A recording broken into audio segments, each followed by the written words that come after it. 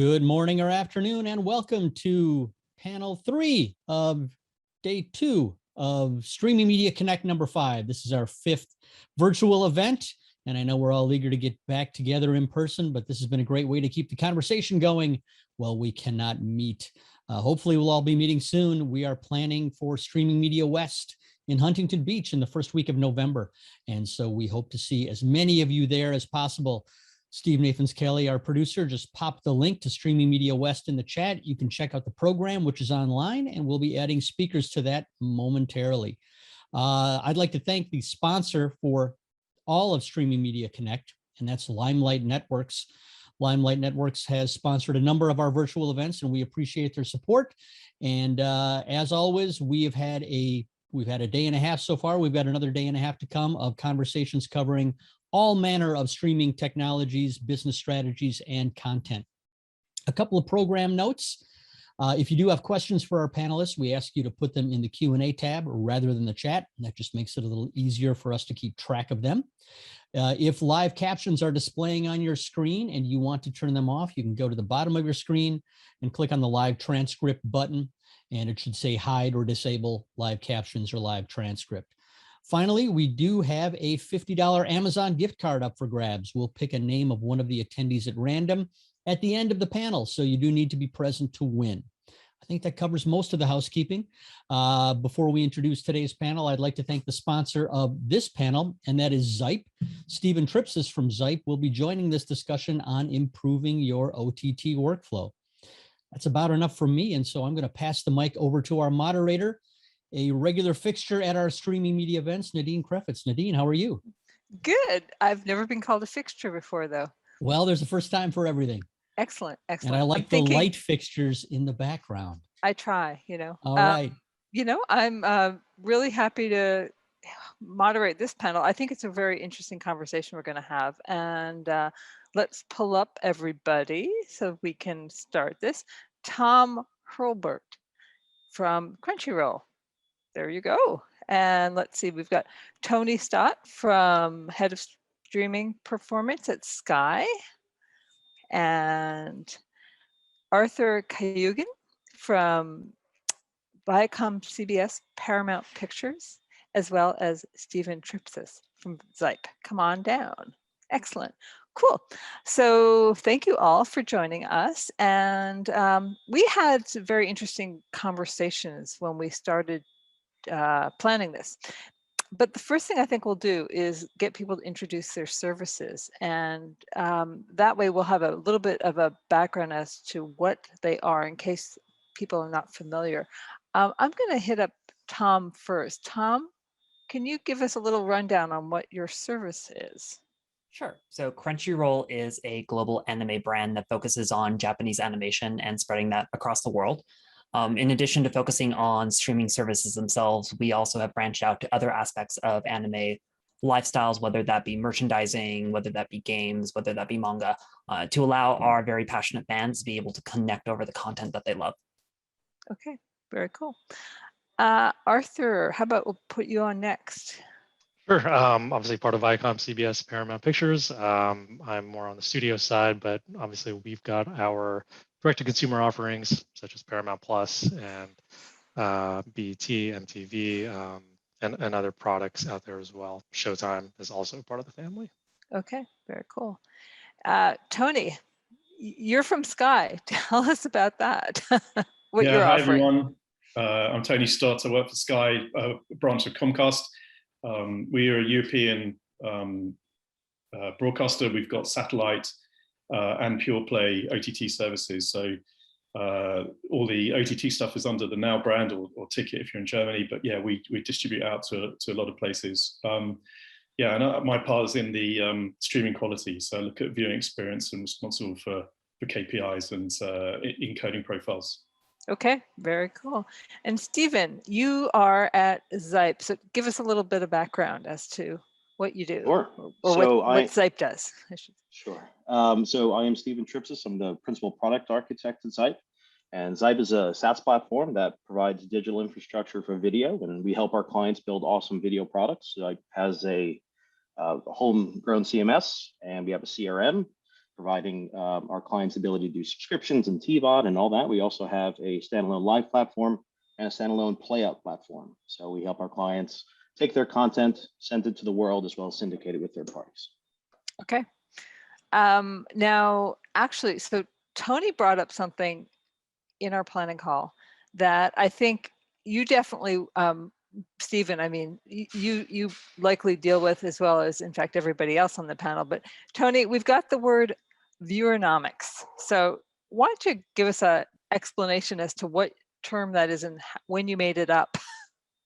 Yeah, well, so if you look at any kind of streaming platform, it almost offers the perfect economy. You know, you've got millions of customers, and you've got almost perfect data in real time that describes their behavior. So if you make a change on the platform, you know, if you're making a software update or you know, new content or whatever, you can get immediate feedback on what's going on, and you can see then customers switching off. You can see them like diminishing over time, and you know, seeing trends in their engagement, and you can also see them when they've completely had enough and switch off and churn. So the more we look at this kind of data, when you've got millions of customers, you can see really good correlations between these metrics and you know, and customer behavior. And what we found was, you know, certainly the most important metrics, you know, buffering is really at the forefront. You know, that's the thing that really upsets customers the most, because it's so sporadic. It always seems to happen at the worst time.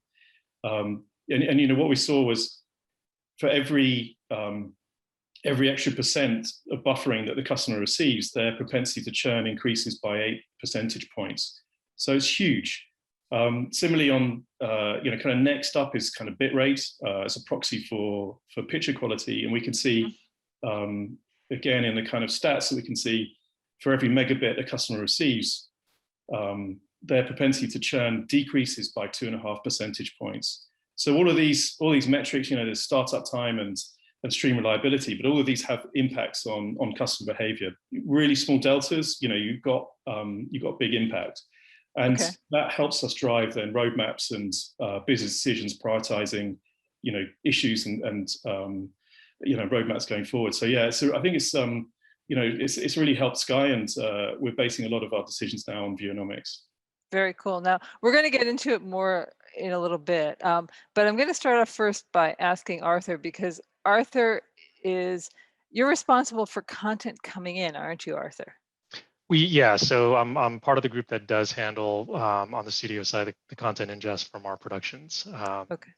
And so, you know, in support of Viewanomics, as Tony so eloquently coined it, right? We want to make sure that the content we're receiving and how we prep that is done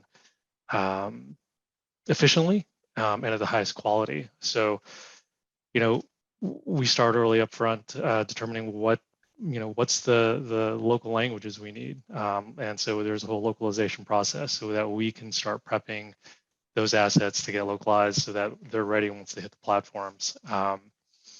We spent a lot of work on improving how we get the content in, so we can get that content to our consumers quicker. And went from a lot of the way the content used to be delivered was on tapes delivered to our front door. That required human operators to put them in an ingest station and do the whole QC process and bring that in. You know, we've recently implemented a whole cloud-based transfer. So we're receiving those assets digitally. They're coming in. It doesn't require this manual step, which also then enables our operators to focus more on those exceptions and use cases. So a lot of investment in automation and reducing those failure points. And as we continue, we just continue that approach, that continuous improvement down the media chain, supply chain. You know, it's interesting you said that, you know, it's obviously the automation and the cloud has kind of got you to handle, I guess, the volume that you're doing now. Whereas beforehand, I can't even imagine handling it all manually. Yeah, it's a small army of folks that have to deal with those assets and being able to really streamline that process is really enabled us to get our content out the door quicker. Okay. Yeah. I think, we're going to talk about automation throughout all the questions, I believe, because I think it's so important. Although, I mean, Tom, now you have one specific use case, which was the 45 minutes. What can you give us a little background on that and kind of run us through what you do? Sure. So in terms of the content that we serve through Crunchyroll itself, our content goes live pretty much an hour after it airs in Japan itself. Most use cases, we get the content available well ahead of the Japanese broadcast to give us time to prep any of the translations, the placements, get them all ingested and encoded. But for some content, we get it pretty much kind of down to the wire, where as much as it's getting sent to the Japanese broadcast studios to be sent to over the airwaves in Japan, we're also getting the assets probably like an hour or so before it's meant to be actually released to our users, who have a very strong expectation of that being able to access the content when we told them the content should be available there. So there's a lot of coordination and a lot of practice that goes into optimizing your flows for different use cases in themselves, especially for the ones where that you have a strong customer expectation to meet and that you're working under very tight timelines to be able to deliver on that. So, Tom, when content is coming in, the content that needs to go out right away, is that a manual or an automated process?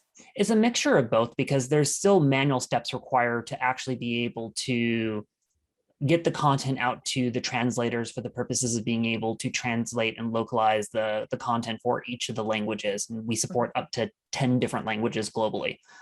Being able to then time and place those within the actual subtitle files themselves, do QC across that. So there's a lot of manual work that's involved in just those steps overall. We do have automation in place once we have the different pieces uploaded to our CMS for the purposes of kicking off all the necessary transcodes themselves.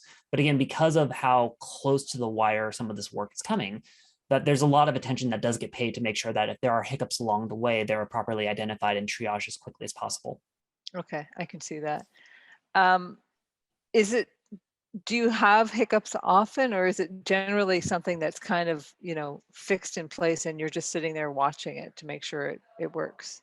It varies from week to week. It'd be great if there was like a simple answer. Yeah, it's completely error-free, but I think it's more of a matter of understanding where those potential pain points can be and optimizing your flows to address those, and being more surprised by things that happen more rarely or that are more kind of exceptions rather than the rules.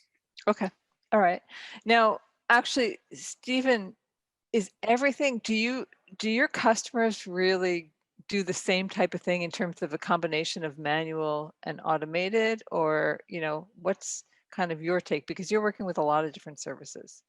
We are, and I think it varies from customer to customer. I think that content acquisition is always going to have a manual component as far as the customer is acquiring the actual content, post-production. However, once it gets into our hands, it's a digital asset that we acquire via upload or via the cloud. And we process it much in the same way that Tom would. We are going through transcoding and setting ABR renditions, getting that ready for delivery or downstream syndication. Our clients are able to put in closed captioning and languages, et cetera, metadata. And then I think from a delivery perspective, it depends on where that content is being delivered to. Sometimes our clients are fully end-to-end owned and operated, and there's a lot of third parties for other clients that need to be considered how that actual content is then sent into the world. Okay. In fact, Stephen, why don't we continue this conversation, because the next thing we were going to talk about is really the packager. So with your customers, again, is there a typical kind of approach that they take to packaging, or is it also very variable? I think most of our clients see it as an invisible component as we handle it for them. What I would say is that's the magic underneath the platform in a lot of ways. But as we move more into the fast ecosystem in the past, things have been, for the most part, O&O. We control the supply chain from start to finish. We have assets that we acquire and we put them into O&O apps or endpoints. In the last 2 years, FAST has grown so much that we are much more dependent on third parties to offload viewership and delivery for some of our downstream syndication streams. So each of those specific providers, say like Pluto TV or Samsung TV or the Roku channel, Hulu, etc., Peacock, all have different requirements. So understanding those requirements and being able to manipulate that same stream to fit all use cases and requirements of those ingesting third parties is critical. And as FAST continues to grow, that's going to be becoming ever increasing challenge, and where QC and automation really lends its hand to a lot of that in order to be able to scale to that. Mm-hmm. Stephen, a question for you. Are you finding with these multiple endpoints that you guys are having a service or using multiple different transcoders, or are you guys able to kind of narrow that down and use just a handful? The truth is we try not to. If an ABR rendition matches a protocol spec, we will reuse it. However, we will package it into its own independent stream so that it has its own individual analytics profile, SSAI requirements. But if the underlying codec and all the other ABR and everything else that goes with it is the same, we'll try to match it. There are exceptions. There are those who want very specific renditions. There are those who don't want HLS or dash at all, right? So it depends. Got it.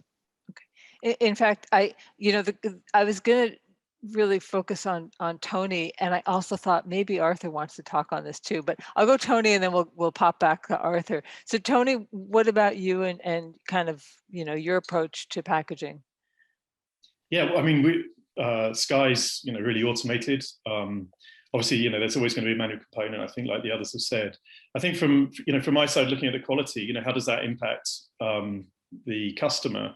Mm-hmm. What we find is things like SSAI is a really good example, right? Server-side ad inclusion, where packaging is really important for ads, because if you've got an ad break coming in at just after a segment starts, then these really small segments can throw the players out and cause huge amounts of buffering and player fails on particular players, not all players, but some players really hate it.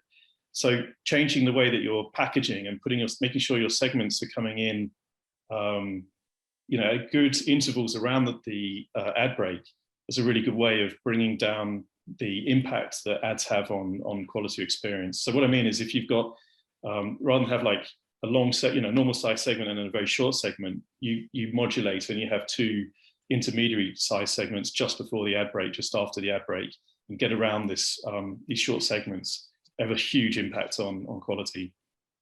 But isn't that a manual approach that you're having to take to change the segment size? No, that's all automated. So we can just we know when the ad breaks are coming up in the time codes, and then we can just modulate before the ad break comes through and make sure that the segments are properly distributed. So yeah, that's one example of how packaging can impact customers. Mm-hmm. Okay.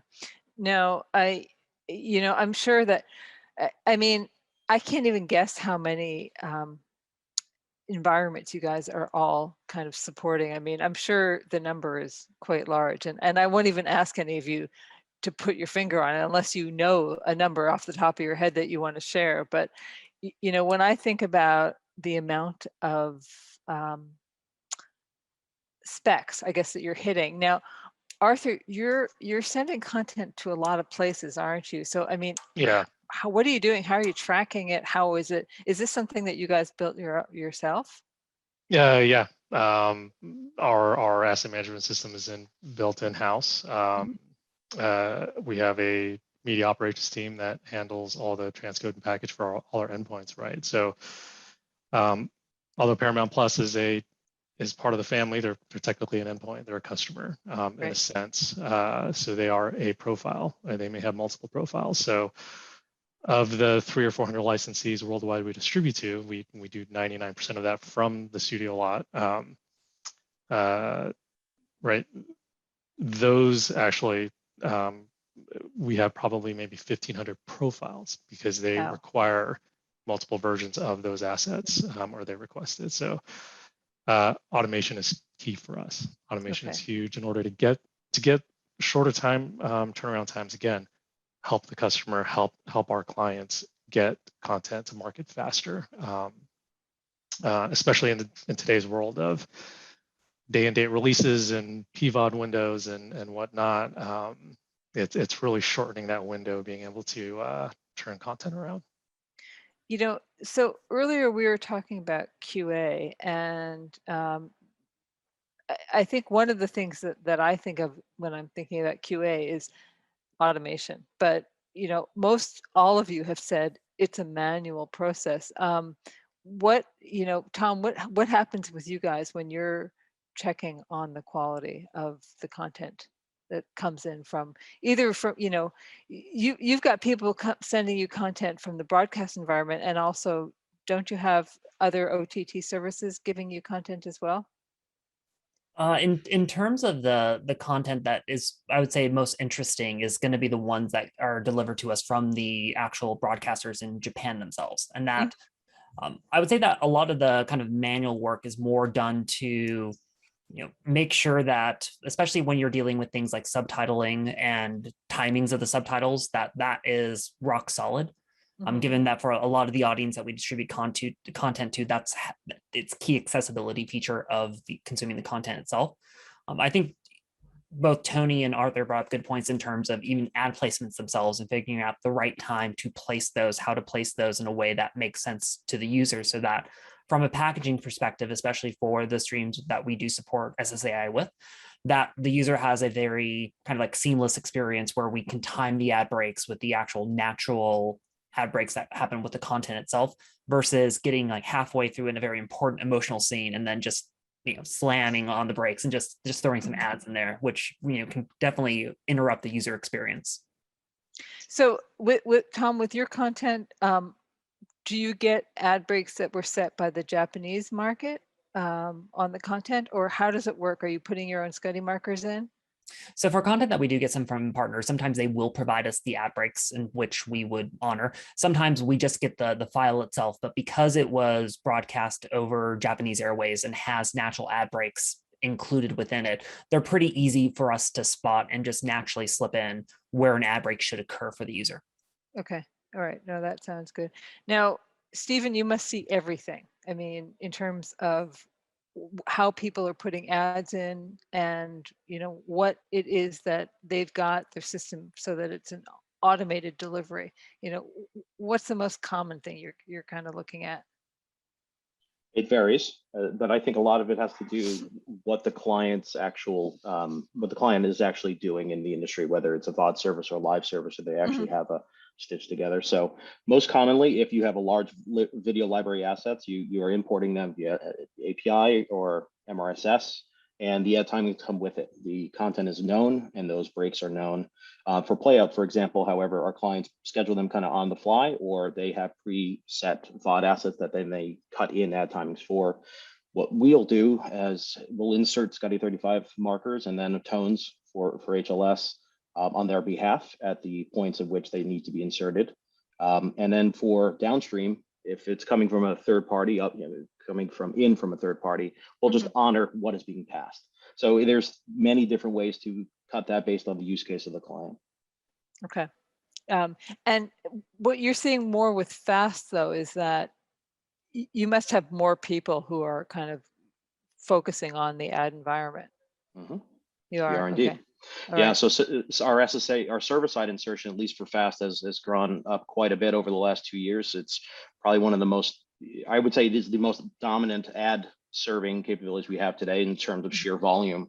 One thing that makes it highly attractive is that you're able to centrally control your ad insertion as well as your fills by leveraging, say, a single VAST tag with a waterfall system of different downstream providers, depending on what revenue shares you have with deals with certain FAST providers and or your own internal house advertising system. So it definitely makes it more convenient. And in this situation for playout, we do the stream origination, so they know that when they're using it, they're the beginning of that chain. Okay. Now, I mean, both FAST as well as all the services that you guys are involved with, some of which are FAST, require a huge amount of technology and work within your workflows. And if you think about the improvements you've seen over the last couple of years, what's been kind of either the most important to you, or what kind of questions do you have for your peers here, since you all are here together with me and it gives you a chance to kind of talk shop. Does anyone want to volunteer, or do I just pick on somebody? I can go ahead. I have one. Excellent. Excellent. We kind of on this track about ad breaks, SSAI, in terms of ad supported content for users. I've yet to find a user who says, you know what, I love ads. I think my content needs more ads placed inside of it. But we do know that ad experience can be a make or break experience for users in the content itself. And that, it's very hard to necessarily get very strong direct user satisfaction remarks around like the ad experience. But for the panel here, one question I have is, what type of secondary metrics might you look at with respect to determining the success of the ad experience for users, either from a technical perspective or from a user experience perspective? We'll put Tony on the spot. Sure. So, yeah, I mean, we look at it, for my area, it's not about whether it's put ads or not. It's more about, making sure we're limiting the impact that ads have on the experience, because I was talking about Viewanomics and the impact that QE has on behavior. And when you've got an ad, customers are going to be even more sensitive. So it's vital that we make sure that there's no interruption, no buffering when an ad happens. So we, for Sky, we look at, all the metrics, both within the ads themselves and then across the aggregate, and make sure there is no delta between the two. And we're trying to make sure that, that from a customer perspective, the ads are rock solid and they behave just as well as the content does. So I think that's my target. Tony, what metrics are you looking at? Yeah, so our metrics wise, we've been going through, a big journey at Sky. So, when we started, we looked at, loads of papers, loads of research out there. Akamai's done a lot, Conviva's done a lot, BitMoving, we're just starting off, but they've done a lot more recently. Loads of companies have done this kind of stuff, matching QE back to customer behavior. So everything kind of agreed that buffering was the most important. So our first KPI was just solely around buffering, and we tried to define what an acceptable experience was from an unacceptable experience, and then just make sure that more and more customers were getting that acceptable experience. And we saw a huge uptake in engagement, and we've taken buffering down, I guess, 80% over the last 7 years with hundreds of improvements. Then what we found was that we get to like a point of, we hit the law of diminishing returns. So we're putting more and more effort to get marginal improvements. And so we used all that data we've got matching QoE back to churn, and we came up with a new KPI, which we call the next gen KPI, which is really around flawless streaming. And this is really well correlated with churn. And it also is quite understandable. So we're looking at percentage of streams without interruption at 720p. So we're making sure that customers have at least a good visual quality and no interruptions. And so this is a KPI that we've been running for a couple of years, and we've had huge success with it over the whole of Sky, and they've all been bought into it, and we're making great decisions based on it. So it kind of, the idea is it kind of simplifies all those different metrics and makes them, just turn into one. And if you don't, if you've got Conviva, like Conviva's a good, I'm sure that other guys are doing the same kind of thing, but Conviva's just recently released their Streaming Performance Index, SPI, which is a kind of equivalent of the next gen KPI. So very, quite a similar setup. So if you don't want to do all of the kind of statistics, that's a good place to start. Mm-hmm. Okay. Does anybody else want to talk about their KPIs? Is that too personal? It's too personal. The one thing I will add though is not, and I don't know if this is true or not, Tony, but if in my case, I don't always have control of my player surface. So for a lot of my downstream syndications, even though they're being served directly from me, my HLS and Dash manifests, etc., I don't control the endpoint players. A lot of smart TVs, desktop devices, etc. So for us, we have to rely a little on a minimal data set or server-side data set to try to come up with an equivalent. And I'm just curious if you've had that same experience where it was more of a hybrid. Some data comes from player SDKs and others does not. Yeah, I mean, we've got a hybrid service where, you know, we own some players and we don't own other players. So, I mean, we always get the data coming back, which I'm not sure if that's the case with you, but we've got a number of data points. You know, we get the data coming back from the players. We can see the CDN data. We can see also kind of automation tools in the QC flow coming back with really important data.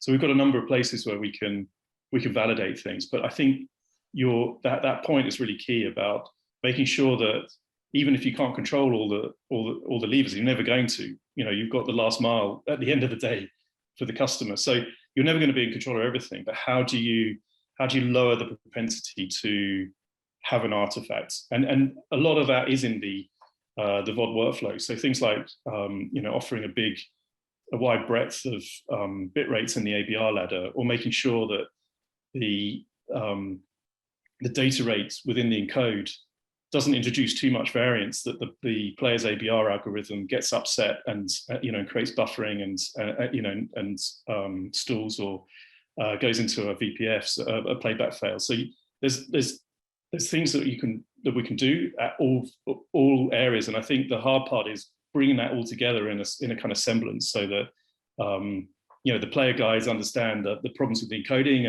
and packaging, and then you've got the networks on top. I think that what we found is the best outcome is when all of those pieces, all those disciplines come together. Otherwise, you haven't got if you don't have full control, there's only so much you can do, and I guess that's where you are. It's a hybrid. We have control of all of our O&O players, and to some extent some of our downstream, but there's some that we don't, and we rely heavily on our CDN logs and what data we do get back from the providers in terms of buffering and metrics that their players have. Some of the CDN logs is actually quite valuable, particularly if we collect it on a chunk level, so it's quite detailed. But matching ABR sets, where this is just an example, for the actual ads that are encoded is valuable. Some of the SSAI ads that are being transcoded weren't exactly matching the spec to which the actual live streams are being encoded. So we had some challenges there that were then resolved by looking at this data. So in fact, what do you do when the ads aren't matching the content? Well, for us, in an optimum situation. I see. For us, we want and a not optimum situation. Sorry, I keep cutting you off. For us, in an optimal situation, we'd know exactly. We'd have control of the same encode engine, that they're exactly happening on the same profiles and the exact same specifications. That's not always possible. Sometimes we're using third-party SSAI, or we're using our own. So in those situations, we need to work with the providers to make sure that specific encodes are matching what our profiles are. And I think Tony had alluded to something before about the actual GOPS for the ads was something interesting that he had looked into, and I'd like to speak to that. Did you say you want Tony to speak to the GOP? Yeah, because it was the way he solved it was interesting. Yeah. So this is just around the segment sizes around the ad breaks.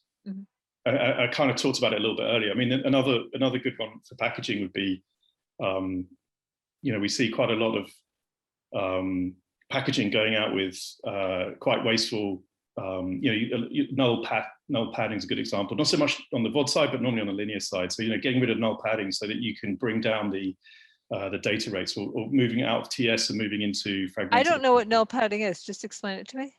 Okay, so if the encoder, if the encoder dips in bitrate and the package is not expecting it, the packager still wants to provide a kind of constant bitrate, or or at least like get into a semblance of a constant bitrate. So it stuffs the package with just empty data. So that data is still going to the customer. That works okay for satellite, but for OTT, it could be a hindrance. So making your package size really efficient, moving out of TS and into fragmented MP4, and all those kind of tricks. These are all good things to do to bring down the overhead, and that means that more data is being spent on the content quality rather than on waste. Okay. Now, Tom and Arthur, I want to bring you guys into the conversation too. So, are some of the things that Tony and Stephen talking about also applicable to you, or are you thinking in different terms? I mean, for me, not specifically, but obviously for folks like our guys at Pluto, right, where they're running a very similar scenario and having to deal with those same challenges. And I'd Tom? say, sorry, go ahead. No. I was just going to say, what are your thoughts? I think there are a lot of similarities in terms of like what Tony said in terms of just trying to find the right place to be able to cut that segment so that you have a pretty seamless experience there. Also, same thing in terms of Steven, in terms of finding what ad content matches the content being shown, especially if you don't necessarily have a good understanding of what audience may actually be watching that content overall, because at the end of the day, we're all using almost kind of secondary metrics, which are correlated or causated with expecting ad supported video experiences to be good for users. Just because you've delivered quality stream to the user doesn't mean that the content of the ads themselves exactly matches what audience you're trying to go after there, or that yes, you were able to deliver everything great, but you also delivered a 3-minute ad break and the user just got bored and decided to just turn it off and go somewhere else and do something there. So it's one of those where you have to think a bit critically about your audience and what matters to them, and then try to find the right type of KPIs you feel is really going to help your organization better understand what type of ad experience you're creating for users. Okay. Now, the Nadine data had a question for Tony and Steven around the Sure. ABR ladders that you were mentioning, using those metrics and data to figure out what renditions you should be creating. Do you find yourself going back and readjusting those regularly as things change? All the time, but I try not to, it's not like a weekly thing. I don't want to disrupt everything, but there are always refinements that are being poured back into the system from data that we receive or feedback we receive either from ourselves or from our clients. It's an iterative process, and I think it will continue to be that way. Okay. Now, one of the things I think of is Tony shared something else about the measurement of content. I think you said for every 1 megabit, this is my notes, and then I left it off. So what was the rest of that sentence? It was only a one-time offer. It was like for every 1 megabit the customer receives, their propensity to churn drops by 2.5 percentage points. This is like a study we did a few years ago. So things move and things change, but it just gives you an idea that quite often, when you're in the streaming business, one of your biggest overheads is CDN. Whereas if you take it from the other standpoint, like what's this doing? What's the quality doing to my churn? Actually, your ARPU is a lot better served if you increase the bit rate. Now that's really broad. A case of, obviously you need to make sure you've compressed your content to the absolute nth degree before you open the gates. But if you try and scrimp on bit rate, it doesn't pay back. And like studies that we've done previously, like a few years ago, we saw almost a 10-to-1 return on investment with increasing bit rate, just because customers are engaging longer, enjoying the service more. There'll be net promoters, and it's a kind of win-win. Yeah, it does mean go for optimize your streams as much as possible. Yeah, we haven't really gone into things like content aware or HEVC, but all those kind of new techniques we need to be well, not so new now, but you've got to be using those now. Tony, I was going to say, have you ever ran into a situation where you've implemented something based on those analytics where it actually negatively impacted your user? I knew you were going to ask. Yeah, I'm trying to think of what it was that we did. When we started off, it really was trying to tackle buffering, for instance. There's not much online about it. It's still quite a dark art. So things you got to try it. You got to try out things and have a really good quality loop that's fast and can provide good data quickly.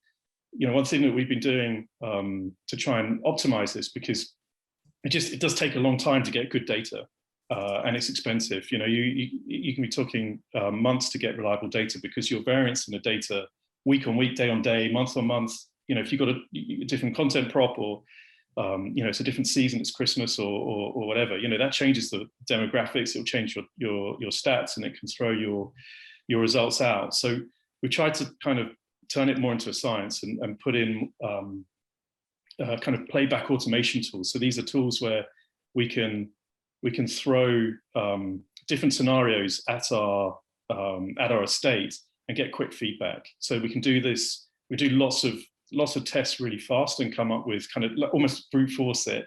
It's kind of cheating, but that's working really well. And we're partnering with the company Tata Alexi on this, and yeah, it's a new platform that we're kind of building together called Quotient. So that looks like I mean, that's having a big impact because we can bring down that kind of quality loop from months into hours, and you know, optimize players, or optimize, you know, like VOD workflows. We can talk about that. That's, you know, we can loop that back in, you know, through the CI pipeline and get pretty much instant feedback. It's a fine line in terms of trying to find how to be able to deliver the smallest package to users while still maintaining the quality that they expect there. Given a lot of the content on Crunchyroll is hand-drawn animation, there are more opportunities around compression techniques given the type of content, the type of profile that you have, but you're also streaming content to an audience which has a very high level of expectation when it comes to quality. So much so that this is one of the kind of few audiences that still also buy, purchase, and kind of covet Blu-ray discs in terms of having the best experience possible there. And to what extent are you spending too much data for not much return there? And that it is a kind of a fine line to walk, because, you know, you don't want to disappoint your fans with the experience you provide, but at the same time, you're also looking at the overhead costs of what the content delivery is there. And that sometimes you have to find ways to be able to test content or even test codecs well ahead of your plan to actually use them, to understand what the different trade-offs are going to be there. You know, we talked earlier on our planning call about how far in advance you are working with new codecs. And I think, Stephen, what did you say? It was... I mean, you don't just change codecs on a whim. It is a long thought out process. A year, you said, wasn't it? I believe it was, yeah, because it's not just the codec, it's not just the encoding. It's, do the downstream players support it, the ones that we have control of? What is the response time to getting valuable data or real data on if it makes an improvement? And newer codecs take longer to encode. So does that cost offset what we gain? You know, doing that analysis just takes time. So it's not something you would do on a whim. Okay. And some of those newer codecs will impact how the player on the device reacts, right? Does it require more processing power? Is it done in software? Is it going to kill your battery faster? And is that negatively impacting your consumer and your product? Maybe. I can't watch it because my battery's dead. So yeah, we may even need to take a look at things on a scene-by-scene basis to understand that scenes that are fairly complex or have a lot of transitions within the animation, how do they react to not only the algorithm itself, but any type of profiles that you throw at it? Okay. I have two questions that come up. So, sorry. Who wanted to say something? Oh, sorry, Nadine. I was just going to ask Tom about the point you made about compression and animation. Can you talk about that a little bit more, about how you set those profiles for animation? Because that's really that'd be fascinating for me. The way in which I like to describe it is that, you know, if you take like two different scenes, like you take like post Super Bowl celebration where everyone's crowding the field, there's confetti raining down from the rafters themselves, and if you're watching on HD TV, it just becomes a pixelated funhouse of eye cacophony in terms of trying to make sense of everything and all the compression that needs to happen to be able to deliver that live. Versus, you know, and this is not true with all animation, but with some animation, you tend to have a smaller palette of colors that you have to support there, and because that color palette is smaller, you don't have to, you know, there's a lot more that you can get away with in terms of being able to compress that information into a smaller package without losing, you know, much of any quality associated with that.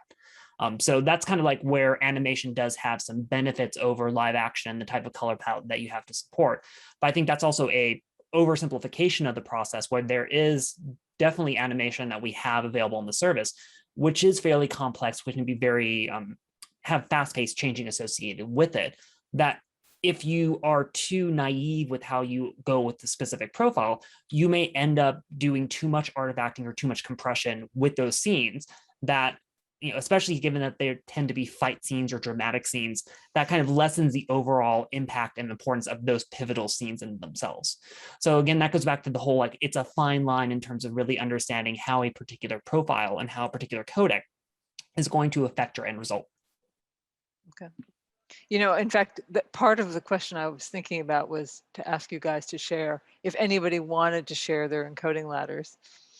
But the other question I have, in case you don't, nobody wants to share their encoding ladders. I don't know why. The other question I have is that, so, the title of this panel was Improving Your OTT Workflow. What is it that you think has really helped you, in everything that you use, helped you improve your workflow? I mean, what's been the biggest benefit for you? And I'm just going to randomly choose Stephen, because you first have a lot of different things that you're providing to customers, but what's been important? I think one of the most important things for our customers has been the advent of the cloud as a whole. I think that the ability to add assets right directly, to be able to send them right into the cloud, being able to send them to any other provider, the overall digital asset pipeline and workflow has greatly changed how we all distribute video. We're not using LTO tapes anymore. There's no transcription going on.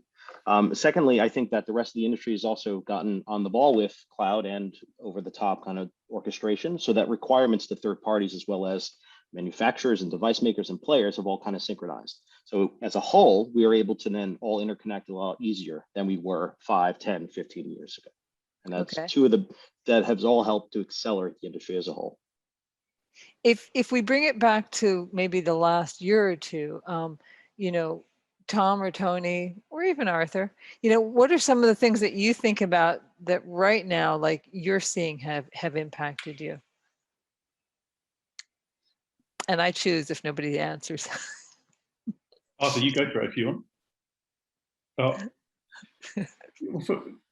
I think on the VOD side for us, we talked a little bit about encoding profiles. I mean, data is super important, and this our playback automation is really good. But I think as we get more into advanced data rates within the compression, like I was alluding to earlier with content aware or constant quality or whatever you want to call it, it becomes really difficult to set your encoding ladder with those kind of data rates, because it really is a product of the content. If you pick really low complex content, spatially temporally, you're going to get a very different answer to when you have a really difficult scene, exactly as Tom alluded to with the confetti scenes. We call them encoder breakers, where they're just, whatever you do, you're going to see. Wow. Exactly.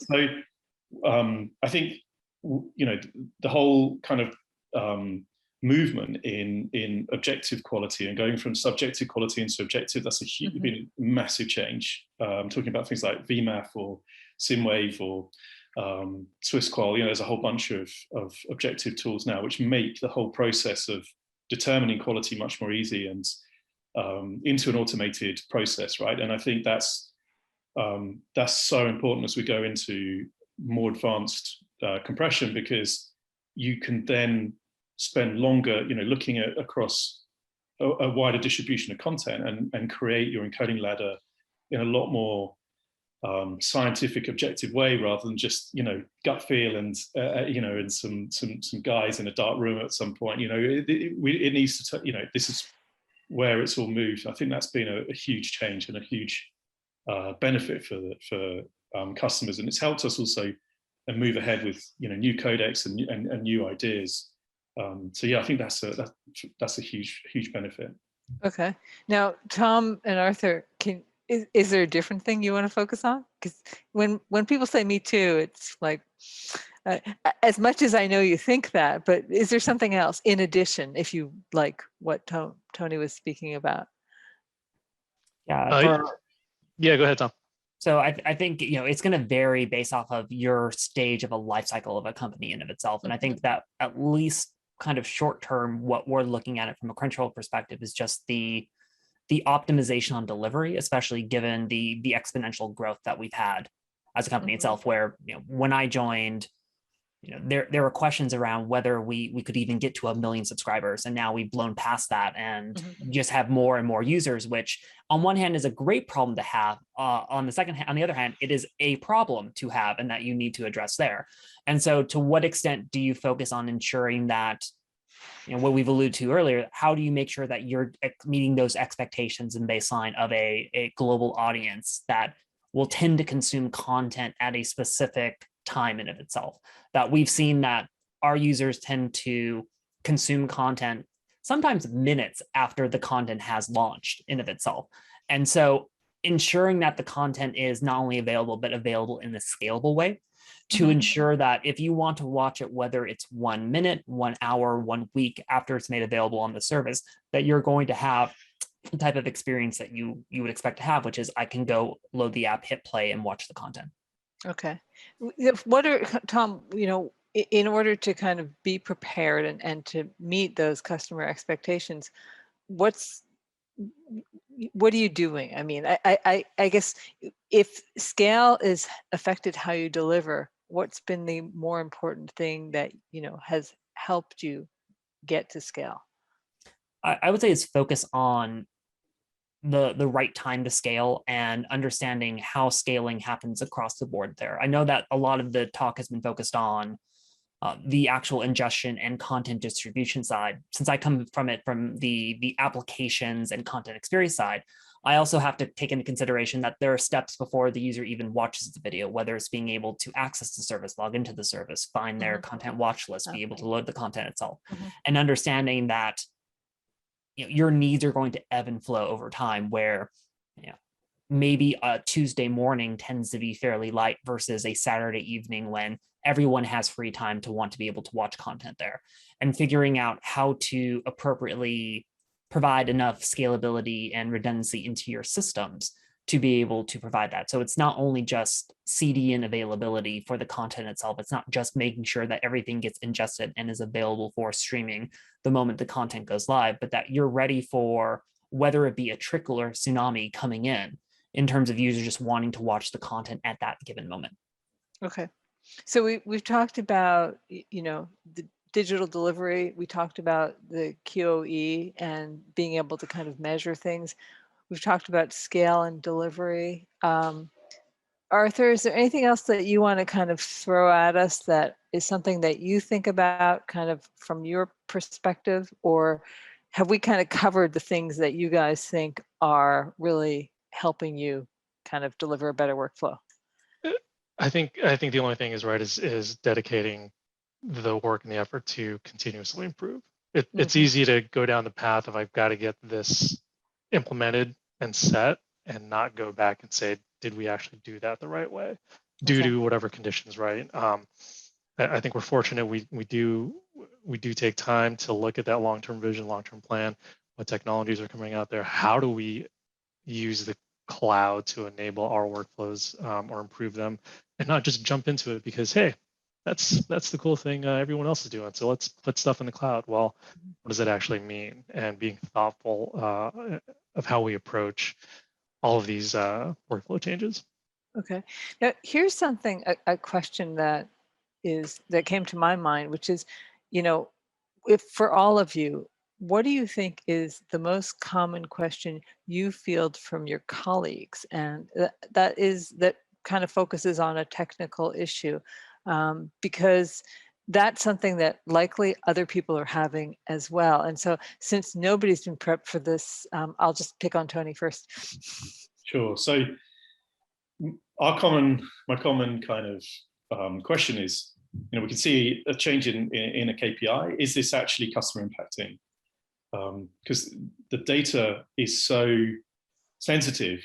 Like I was saying earlier, it's just so sensitive, and we see so many pitfalls in the quality, the instrumentation. When you're releasing lots of players across lots of territories all the time, then one change in the app, you're changing the memory footprint, that can impact the playback, or you change the player in some way, or even the content changes, you can have like a big impact in the metrics. And there, we got to understand first is, is that really customer impacting? Is it an issue? And we see, just roughly, about a third of the issues that we record are just actually reporting defects, and we put a lot of time into our reporting validation. So you can see that this is going to be a big problem.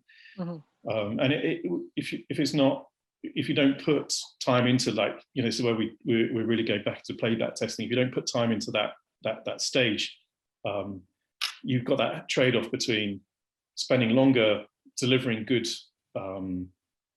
or right code versus going out a little bit earlier, but then having an impact to your operations teams. And so there's a kind of always you've got always a balance there.